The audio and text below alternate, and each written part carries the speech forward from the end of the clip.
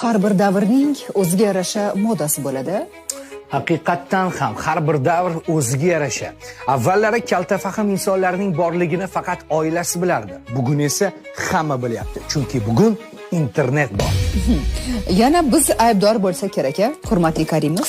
Albatta sizda ayb. O'zi bir qoylatib kelin bo'lmagansiz-u, yana shaxsiy chegaralaringiz buzilganligi uchun ajrashasiz. Keyin internetda chiqib ma'ruza o'qiysiz. O'zi psixsiz. Boshqacha nomingiz esa psixologsiz. Boshidan o'tkazgan tabiiy. Unda boshidan o'tkazgan gapirsin. Bitta bolaning yankaga topshirib qutilgansiz-u, yana bola tarbiyasi haqida leksiya o'qiysiz. Nechinchi modda bu? Zamonaviy ayollar bilganlarini gapirishyapti. Nimasi yomon? Inson bilganini emas, amal qilganini gapirish kerak. Chunki ertaga nimaga o'rganding deb emas, nimaga amal qilmading deb so'raladi. Bir narsa o'rganaylik desak ham yomonmiz. O'zi sizga soqov ayol kerak-a? Bularimiz, onalarimiz gapirsin, o'rganing.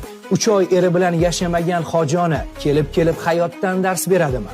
Essiz shuncha pul. Usullar oqib ketdi, daraxtlar kesildi, zamonlar o'zgardi, ayollar o'zgardi. Ammo qadriyatlar hali o'zgarmadi. Oilaning qonunlari o'zgarmadi. Erkakning o'rni o'zgarmadi. Hammasi ham soxta emas. Oilasini mustahkamlayotganlar ham bor. Eskilarning bir gapi bor. O'g'ri qarisa so'fi bo'lar, qanjiq qarisa otin bo'lar.